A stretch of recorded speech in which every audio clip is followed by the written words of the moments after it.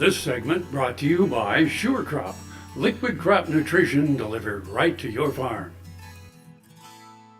The meat industry is doing a great job of keeping things as safe as possible. They're working very hard to make sure that, the products that consumers are buying is, as safe as possible. The beef in the United States is safe, regardless whether we're talking about conventionally raised product, whether we're talking about organic or natural. All beef is safe because it's all inspected by the USDA.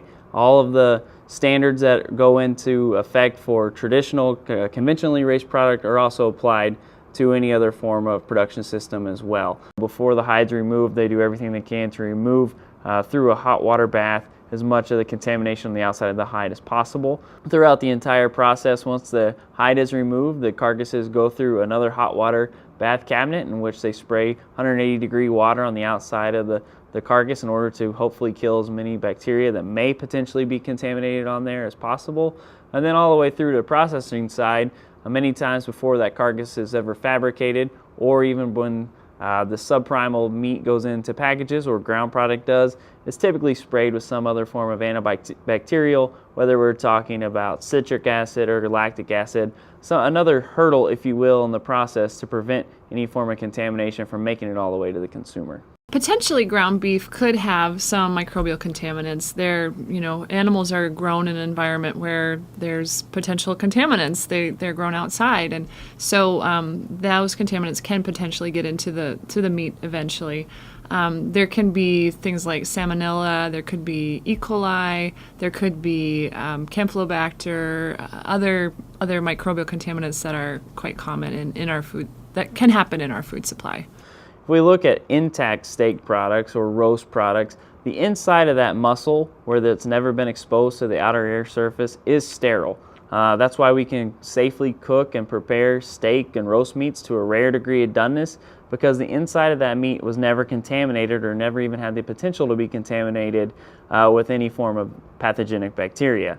Ground beef product, on the other hand, is something that's highly a concern because the outside of that product, what was once the outside, is ground up into what is now the inside of the product.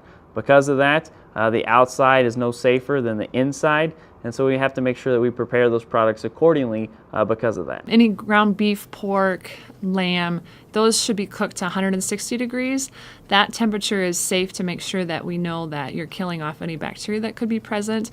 Definitely always use a thermometer to make sure that the temperature is correct. Unfortunately, color is not a really good indicator, in particular for ground meats, of if it's done or not.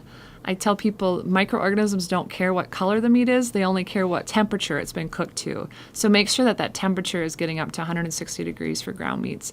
If it's ground turkey or ground chicken or any whole chicken or turkey products, you want to cook that to 165 degrees because there's certain microorganisms that tend to be more possible to be in those meats that you want to make sure you're getting to a higher temperature. If you're cooking a roast or a steak, intact products that haven't been needle tenderized, those only need to be cooked to 145 degrees. From where contamination can occur, it can occur at any point in time from the time that animal is harvested all the way up until the time it goes onto the plate. A lot of time consumers don't take a lot of responsibility for mishandling raw meat products in their own home. But if they undercook the product, or one of the biggest things is cross-contamination, using some of the same utensils or plates that they use with the raw product on cooked product, that's the #1 location for cross-contamination that does result in foodborne illness. Any sort of food product that you're eating could potentially have contaminants in it. That's why it's so important that the whole way from the farm all the way to the consumer, that we're doing things as safely as possible, that we're making sure that we're all using safe handling practices.